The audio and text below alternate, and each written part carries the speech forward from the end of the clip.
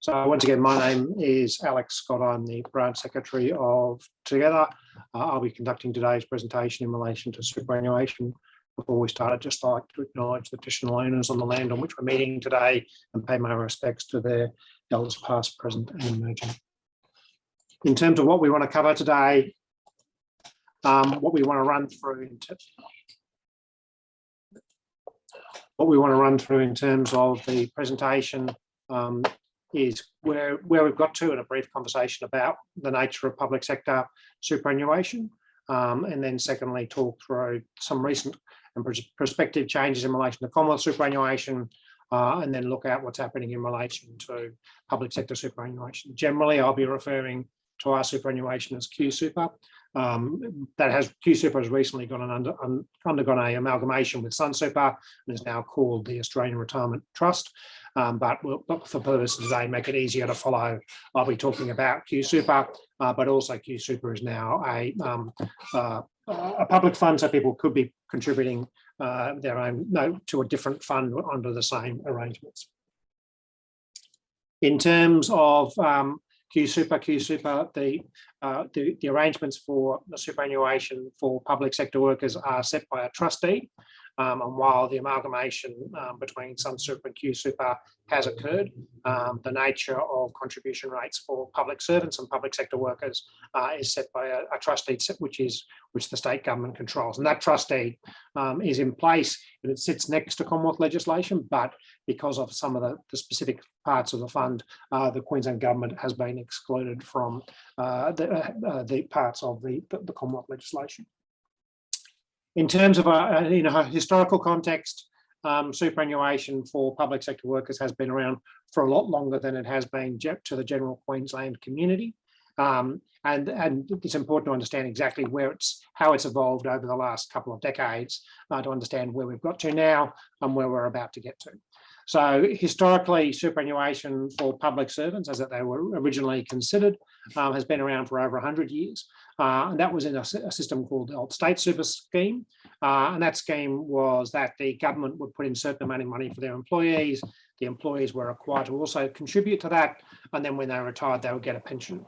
And that pension was for life. So in terms of that historical scheme, that existed for most of the time that we've had retirement contributions in the public sector, it was a pension-based scheme. Then about 30 years ago, the state government wanted to move away from the pension-based scheme because of the challenges around that, particularly in relation to how they were costed into the future. And so they moved from a pension-based scheme to a defined benefit scheme. And that's when the terminology Q-Super was really the brand then being used by the state public sector super fund in relation to what that looked like. And as part of that arrangement, moving away from the pension to a defined benefit was an attempt to provide greater certainty for the government in terms of the costs of the scheme.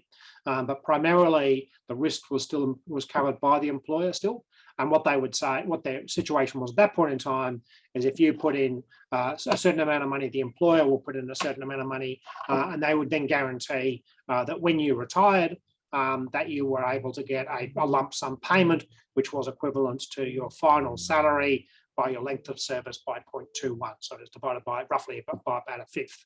So that was an arrangement where the employee had no risk in relation to fund performance. At that point in time, the employer was putting in about 14.55% of salary. The employee is putting in 5%. And the defined benefit, but also then meant that if the scheme did better than expected over time, there was a surplus was being built up. If the scheme did worse over time, the employer would have to kick in more money to look after the scheme. In terms of the Queensland public sector, we were reasonably fortunate that decisions made in the 1960s in particular was that the fund would be properly funded.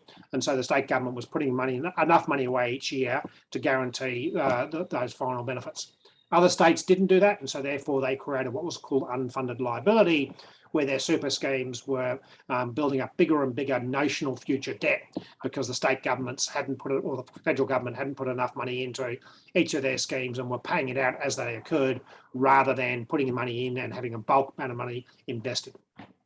So in terms of the public sector, we were fortunate in the public sector that in Queensland that we had a large retirement benefit, but it was fully funded, so there wasn't significant risks to the government in relation to that, and so the fund stayed open for a long period of time.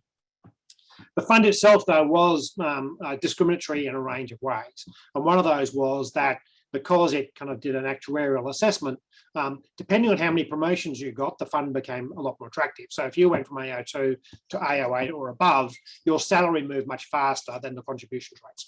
So effectively, people with large amounts of promotions in this, in terms of their patterns of behaviour, and in the public sector, were being cross-subsidised by people who had less promotional opportunities. And in terms of that process, particularly people who didn't kind of get rapid promotions, particularly late in their career, were doing less well out of the defined benefit calculations compared to those people who were doing high levels of promotion and rapid promotions towards the end. But it was also that defined benefit nature was about calculation of salary. And so at that point in time, the scheme was limited to public servants per se. And so prior to the scheme existing, health workers weren't part of that. All health workers weren't part of that scheme, but also a lot of blue collar workers weren't part of that scheme.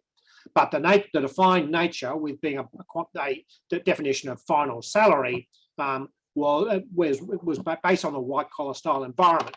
And at that point in time, the government purely controlled the definitions of what was in or out of superannuation, and they defined shift work out of the definitions of what salary was on the basis that people's salary went up and down depending on the shift they were working, and people moved in and out of shift work environments, particularly towards the end of their career. So it was very much a white collar scheme designed for people with promotions rather than a more stable promotional system. And was therefore, that was where the kind of emergence of the exclusion of shift work from superannuation came from, was based on that historical position in relation to the defined benefit. Then about 20 years ago, the state government became concerned in relation to the potential risks of the defined benefit, where at the moment they historically had been able to put more money aside than they needed to. They wanted to shift the risks, but they also wanted to expand the scheme to more blue collar workers, particularly in health and a range of other employers. And so as a result of that, originally there was two schemes running concurrently, but eventually defined benefit was closed to new employees and fully replaced by an accumulation scheme, which is a more traditional superannuation scheme, as we would know for the private sector and for other workers. And that is that the government puts in a certain amount of money for you, you put a certain amount of money, that money then is in your account in the scheme, and how investments go or don't go, you get the benefit or the loss in relation to that regard. So the risks in relation to superannuation between the defined benefit and the accumulation was significantly attractive to the government, in that the government was then able to know that they would still invest money on your behalf through the super scheme, but if things went badly in the market, there was less risk to the government and more risk to the employee.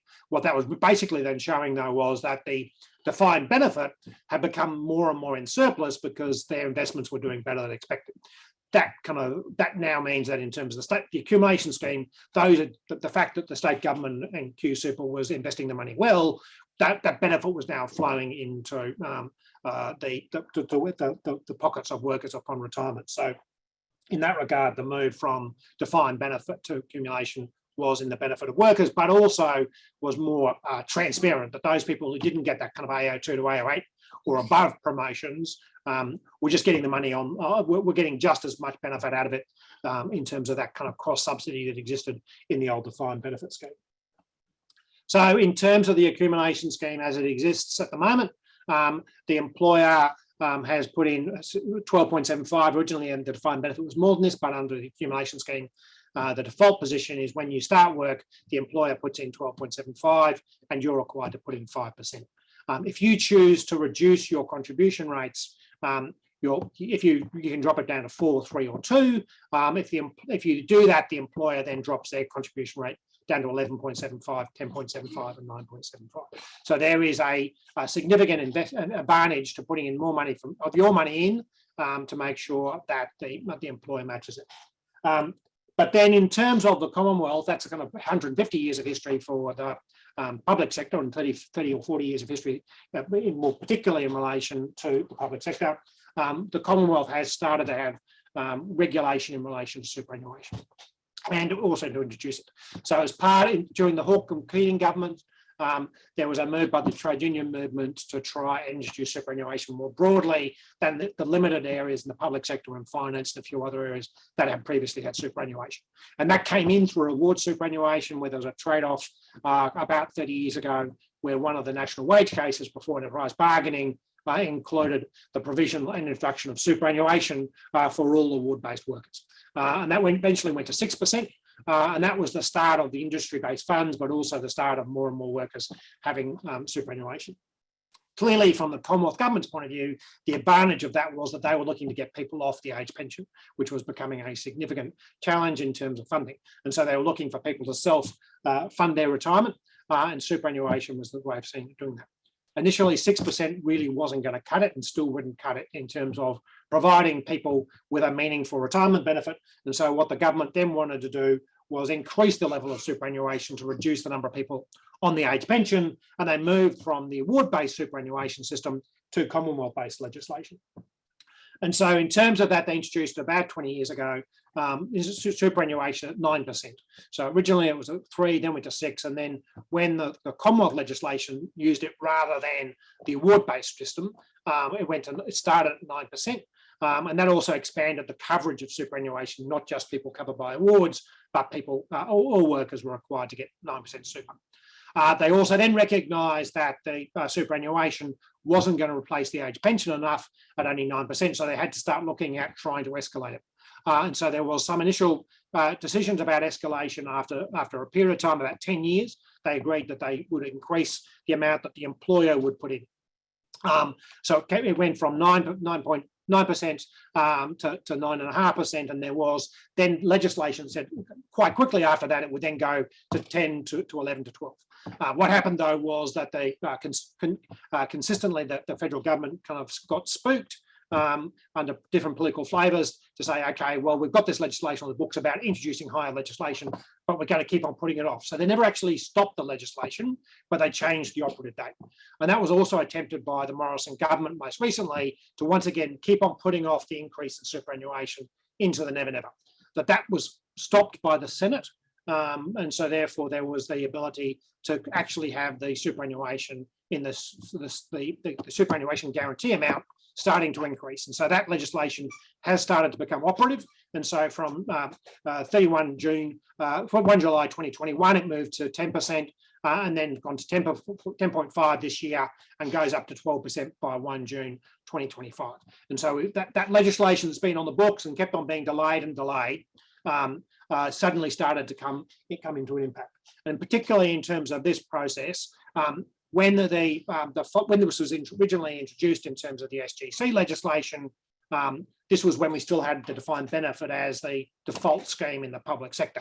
And because of the funding nature of that and the unfunded liabilities for other states, but generally because of the risks in relation to not having individual accounts, there was exclusions provided for state government workers in terms of their schemes in the legislation. So it applies to workers, but there was a series of exclusions. And one of those exclusions was that Q Super wasn't caught by all parts of this legislation. And in particular, you couldn't be worse off in terms of contribution by your employer. But because this scheme was for all workers, it didn't have some of the loopholes that existed in the defined benefit scheme. And that major loophole which existed, which was shift work, was excluded from defined benefit scheme in Q Super. It wasn't excluded from the SGC amount. But because of that loophole, the government has to do a calculation but going back to 20 years ago, saying that if you're getting 12.75 without super, on your super, without shift work, that needs to be calculated against, would you have got 9% plus shift work included, which would have been higher. So in terms of that, that was about 3.75%, and most of shift workers weren't getting that sort of amount in terms of shift work.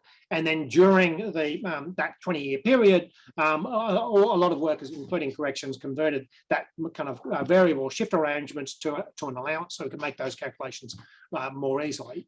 But the question about when your shift work started to be higher than the 12.75 starts to come into real clarity now. So at 10%, it was getting close. 10.5, it was getting very close. But clearly by 2025, we would be in a situation where the fact would be that by 1 July 2025, the shift penalties included on 12% was always going to be much higher for a range of groups, including corrections, that rather than the 12.75. So that calculation was having to occur in health where they didn't have the rolled up allowances, but in terms of other trigger points, that was going to be the process. And we have been speaking to members about whether you're better off in the current environment before these most recent changes I'll talk about in a second, about dropping your contributions from 5 to a bit lower, because if you drop down to 9.75 or 10.75, the shift penalty amount for corrections would have been, you would have been still keeping that. So as part of that process, the unions have been negotiating about a range of issues in terms of collective bargaining for bargains this year. I mean, we're working with the nurses union in particular and some of the other health unions around this particular issue around superannuation. And so the government, as part of this process, has made 2 significant announcements in relation to change it to superannuation in the parts that they can control in terms of the public sector trustee. And they are really designed to address the 2 components about what's going to happen by 2025. And in 2025, there's 2 things that are going to be very clear. One is that the loophole that they've used to avoid paying superannuation on shift penalties was no longer going to be justifiable, and going to become quite clearly that the 12% with shift penalties was going to overtake the 12.75 for most workers who are working shift work or, like in corrections, had a rolled up rate. The second thing that was also going to become untenable by 2025 was that in the private sector, for non-shift workers or for anybody else, the employer would be putting in 12%. In the state government, they were going to say, well, if you want to get 12.75, you've got to put in 5%. So effectively, public sector workers were going to be told to get a 0.75 increase in superannuation, you've got to put in 0.5%. That looked like that was in terms of a kind of broader process. Putting in 5% to get more than 9 was good. Putting in 5% to get to 0.75 was going to become untenable. But also, if you drop to 4%, the government was going to get caught by the fact that the SGC provides a minimum. And so you wouldn't have been able to drop to 4% under this scheme because the employer says, well, we're going to put you at 11.75, when under the Commonwealth government, as that kind of safety net legislation would have precluded that, because you would have been getting 12% instead. So in terms of that, what they are then, they have announced that they are doing as policy, and we're now currently in negotiations with the government about, is 2 major changes. One is that shift penalties, that different definition for what is superannuable between the defined benefit and the accumulation under Q Super compared to the SGC will be removed. There are some things that are currently superannuable that's not in the SGC definition, they will remain. But for those things which are currently excluded by the way the trustee is drafted, the government has agreed that they will remove that definitional change, that definitional segregation, and start to say that all things that are superannuable for private sector SGC definitions will now become superannuable for the accumulation fund within Q Super. So in terms of what that means is shift penalties and associated type allowances will now become superannuable. So for correctional members, what that means is for your rolled up rate in terms of the allowance will now become superannuable. And so therefore the calculation of what the 12.75 looks like won't be on your base salary, it'll be on the salary plus the allowance. So that's going to be a big change and significant improvement for members in corrections. Some of this was going to happen in 3 years' time anyway, given the rollout of where the SGC was at, but this will mean that your 12.75 will now, when it is fully implemented, will be on the full amount. So that's going to be a significant improvement.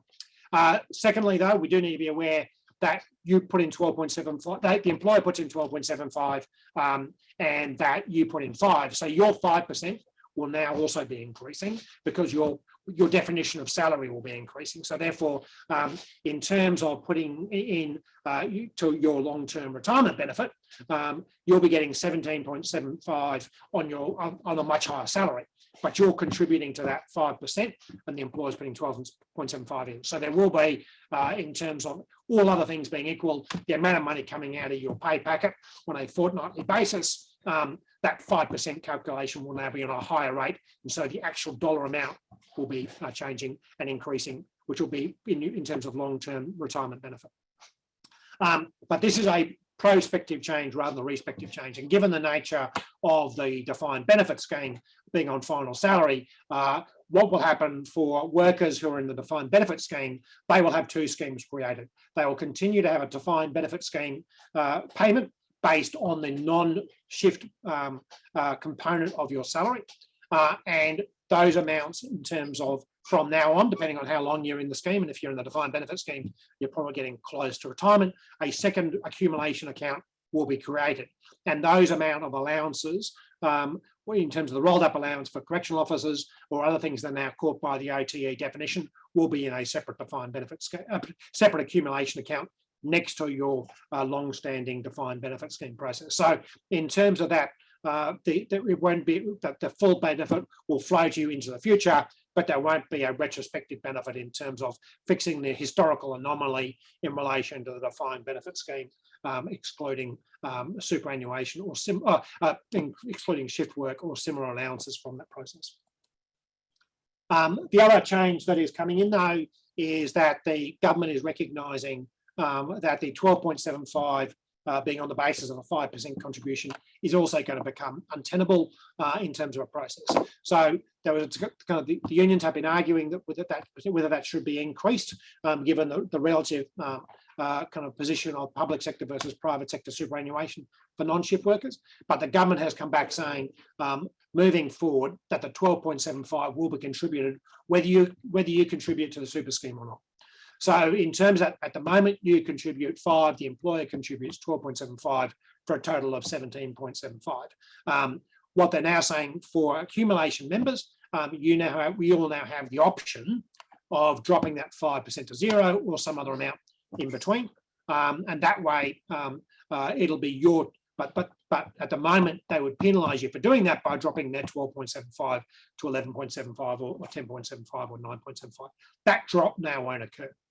So in terms of that, whether that's a good thing or not for you will really be about your personal circumstances.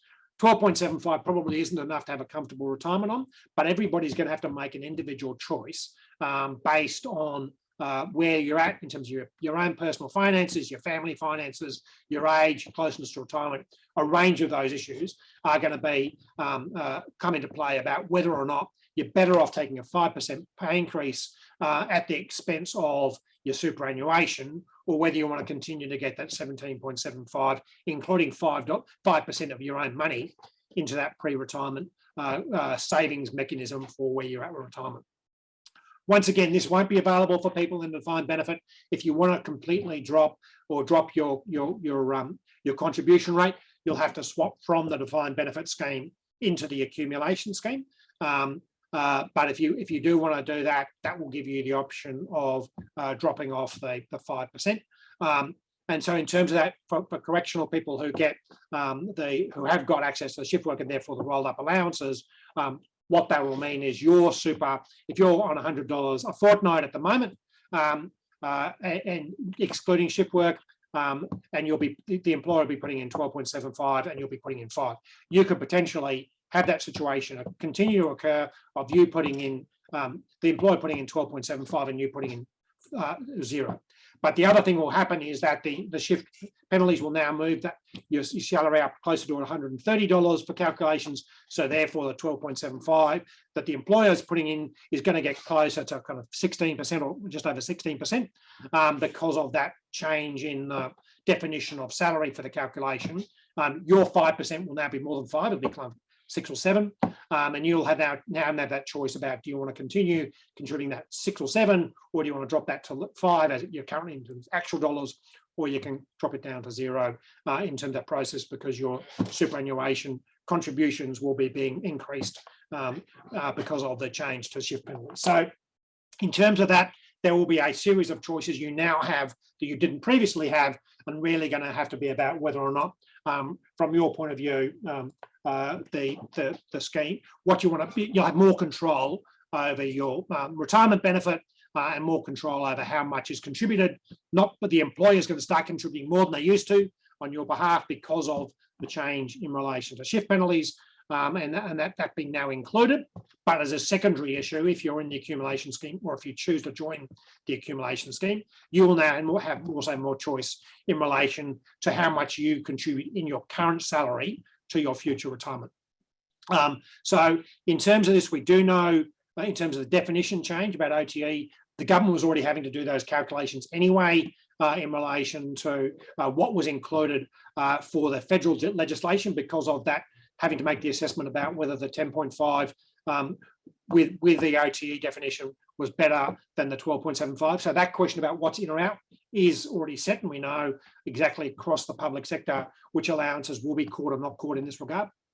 In terms of timing, that's still subject to discussions with the state government. There are 3 major payroll providers. There's health, education, and shared services, and shared services does corrections as well as a range of other emergency services in terms of police and fire. So the exact timing of these changes is partly going to now be driven by how quickly shared services is able to implement them, and that might change potentially between when they can implement the option about dropping the 5% versus the option, or compared to the change in relation to when they fully implement the change definition in relation to more contributions by the employer based on an expanded definition of salary to align with the SGC definition.